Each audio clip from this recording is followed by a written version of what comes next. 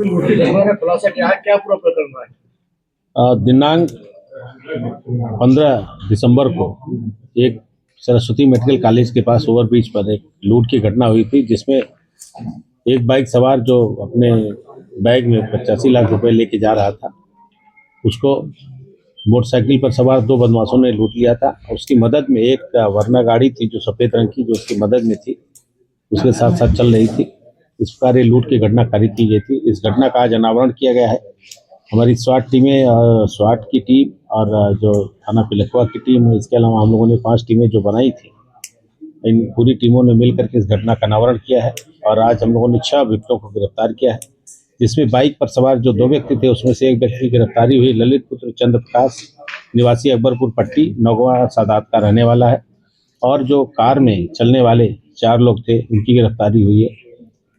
Car में अदनान और सावेद और नावेद 3 व्यक्ति कार में थे, और 2 व्यक्ति जीशान और सावेद और भोला, इन्होंने जो सूचना देने का काम, मुखबिरी का काम किया था, जो कि उस जो आढ़ती है उसके 1-2 दुकान के बगल में ही एक दूसरे आढ़ती के यहाँ नौकर का काम करते थे। वहाँ से इन लोगों ने सूचनाएं प्राप्त की थी और अपने साथी के साथ जो ललित और उसके जो एक अन्य साथी है जो फरार है, उसके साथ मिलकर के लूट की घटना इन्होंने कारित की थी। आज इसका अनावरण हुआ है।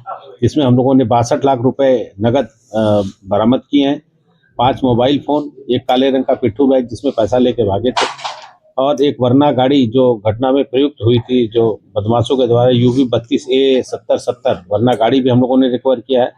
एक स्प्लेंडर मोटरसाइकिल जिसपे जो बदमाश, जिसको मुखबिर ने बदमाशों को इशारा करके बताया कि ये गाड़ी जा रही है, उस गाड़ी नंबर को इशारा करके जिसपे इशारा किया, तो हम लोगों ने स्प्लेंडर गाड़ी बरामद की है। साथ ही साथ एक तमंचा 315 बोर का 2 जिंदा कारतूस हम लोगों ने बरामद किया है। सर, ये जो रकम थी, ये रकम किस व्यापार से जुड़ी हुई थी? ये ग्रेन का काम करते थे और ग्रेन का काम में इनका इस तरह का रकम का लेन देन होता था। ये जो रकम हापुड़ से उठी थी या दादरी के व्यापारी थे, इनकी रकम थी? ये दादरी का व्यापारी था, एक गोपाल नाम का व्यापारी था, उसके पास से पैसा जाना था, और हापुड़ का जो व्यापारी था वो पैसा भेज रहा था।